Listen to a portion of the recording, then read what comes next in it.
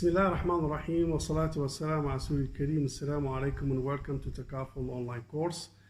And today's discussion is a continuation of the previous discussion whereby we cover the most popular terms used in Takaful. And today we carry on with the item number 6, as just to remember and to recap, we are following the terms according to the alphabetical order. And number 6 is the gharar. Gharar is also known as uncertainty, and a gharar basically is one of the prohibitions when it comes to takaful. And of course, when we talk about the prohibitions of takaful, we will come back again in details to describe and discuss the gharar. And why gharar is important. Gharar is one of the very important aspects when it comes to the prohibition is takaful. And the reason being is that the ground that the insurance, conventional insurance, is not allowed and prohibited by the Sharia scholars is that it is based and built upon an exchange contract whereby the gharar and the uncertainty is not tolerated. So which means that the reason for the prohibitions of the conventional insurance is the existence of gharar. So when the gharar is there, so it could not be tolerated and will have an impact on the validity of the entire contract whereby the gharar is not present in the takaful. We'll explain more details, of course, when it comes to that point whereby we're talking about the exchange contract and the voluntary contract.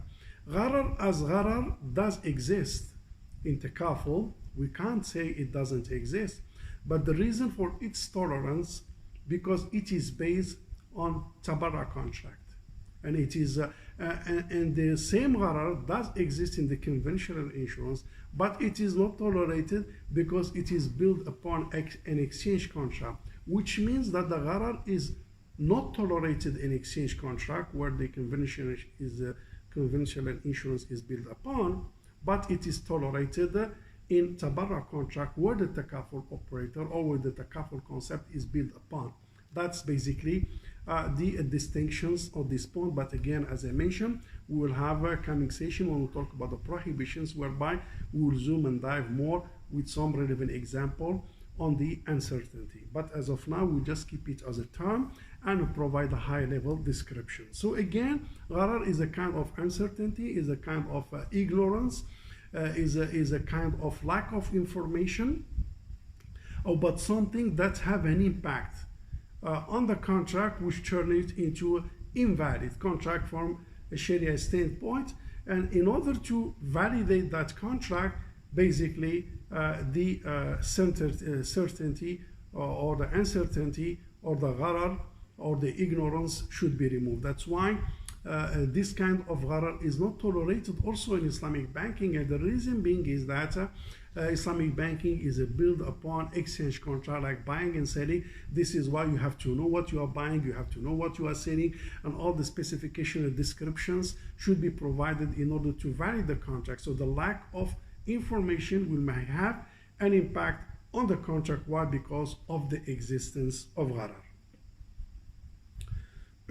So it is an element which is prohibited and not tolerated in exchange contract, and we will give more details in the coming session as well. The following term is the word halal or lawful or permissible. It is actually one of the 5 Sharia ruling.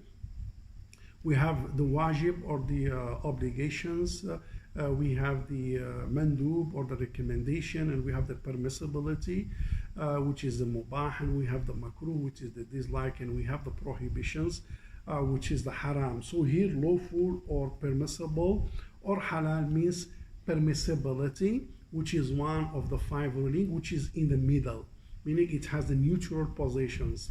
No request to do, not request to leave. So the options is granted to you to act as you wish, to act as you want, because there is no recommendation to do it, and there is no recommendation to avoid it. So it is permissible, it is jaiz, it is halal, meaning it is allowed by the lawgiver, it is allowed by the Sharia to use it if something to do, or to consume it, or to eat it, or to drink it, and so on and so forth. We say this is a permissible drink, you can drink it. This is a permissible food, you can eat it. This is a permissible entertainment you can enjoy. This is a permissible traveling, and so on and so forth. Meaning there is no restrictions, there is no prohibitions. Is this coverage permissible? Yes, it is permissible. Can the Takaful operators cover this risk? Yes, it is permissible to cover. So the Takaful provider can provide the coverage and can provide a specific policy on that specific risk. So permissibility again is the mubah, is the halal, is the jaiz, is something lawful by Sharia. Is up to the person to do it or not to do it, because it is a free from command, it is a free from obligations, and also it is a free from any kind of reward. If you do it, you will not be rewarded. If you don't do it, you will not be rewarded. Only the wajib and the mandub you will be rewarded in case you do it, and the haram and the makruh you will be rewarded if you don't do it. But as far as the halal, permissible, lawful, basically it is an option granted, and it is free from any command obligations from the lawgiver. Of course, if you put some intentions in your actions, you may get some reward, and you shift basically the mubah into something recommended, that you may generate some reward based on that kind of intention. So this is on the halal. The following term, which is the term number 8, is the haram, or it is unlawful, or it is forbidden. It's something that you cannot do. It's something that you have to avoid because the lawgiver doesn't allow you to do it, doesn't allow you to drink it if it is a drink, doesn't allow you to eat it if it is a food, doesn't allow it to do it, and you are requested to leave it, avoid it, and keep distance and keep away from doing. It is a kind of communication from the lawgiver. It is a kind of command from the lawgiver to avoid something. Like, for example, it is haram to do gambling, it is haram to drink alcohol, it is haram to eat with something which is not halal, and so on and so forth. Why? If you do it, you'll be compromising on the command of God, and as a result of that, you will be punished by the lawgiver, meaning that crossing or violating the commands of God in doing something which is not allowed to do will generate or will result a kind of punishments in this world or in the hereafter. And if you leave it as a result of compliance with the lawgiver, you will be rewarded as well by the lawgiver. But haram again is a kind of restriction, it is a kind of prohibitions, it's a kind of red lines, is a kind of things that you should avoid. Like, for example, we have the in Islamic finance, we have riba or interest. It is prohibited, it is haram, so we shouldn't do it. We have the gambling as a part of the gaming, so we shouldn't do it because it's prohibited. We cannot do buy and sell pork, we cannot buy and sell alcohol, and so on and so forth. Why? Because it is haram, which means it is prohibited. We have to comply with the lawgiver, with commands of Allah subhanahu wa ta'ala, by leaving those prohibitions, because there are specific restrictions from the lawgiver to avoid it. So before that, the halal or the permissible, it's up to you to do or not to do, but this haram, it is basically a must to avoid. You have to avoid and keep yourself away from it. The term number 9 is basically the hiba. The hiba or the gift. It is a kind of voluntary donations by the donor to someone without any kind of compensations requested. For example, your friend, you give him a gift like a pen, you give him a gift like a mobile, you give him a gift as a book. So it's a kind of donation, it's a kind of a gift.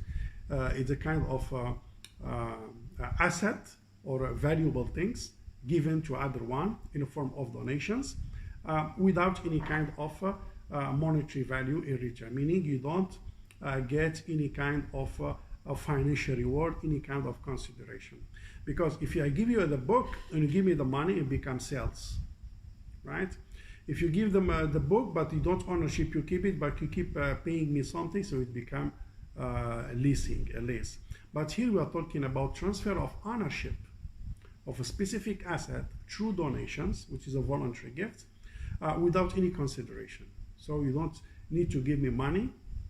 You just keep the gift as a kind of contributions from my side. It could be, as I mentioned, a pen, it could be a book, it could be a mobile, it could be a house, it could be a car, any kind of thing. Now the impact of the gift is that it will shift the ownership from the donor to the donee, from the donor to the recipient. So when you give a book, so the ownership of the book will be shifted from my side, who is the first owner, to the recipient, who is the ultimate recipient, who is the ultimate owner of the book. So it will contribute to the transfer of ownership of the asset, but without any kind of consideration, meaning you take the book, you claim ownership of the book without any kind of payment. This is what we call it a hiba or a gift. The item number 10 is basically ibra, or rebate, or a waiver of debt. And this one is when the person basically withdraw the right to collect payments from a borrower. Ibra or rebate is a kind of giving up your rights, is a kind of waiver to kind of debt. So if someone is a debtor, then the creditor waive or provide the ibra or waive part of his rights, 100% the entire debt, of 50%, half of it, or part of it. This kind of action, we call it rebate, we call it waiver, we call it also a kind of tanazul. It is a right, basically, that could be exercised if you want to. So the creditor may exercise a kind of rebate, it may exercise a kind of a waiver, may exercise a kind of tanazul for the interest of the borrower. You can waive the entire debt 100%, 50% of it, or part of it. So this kind of actions, we call it a waiver. This is some of the terms of the takaful, and we will cover, inshallah, the remaining in the coming session. With that, thank you very much, and assalamu alaikum wa rahmatullahi ta'ala wa barakatuh.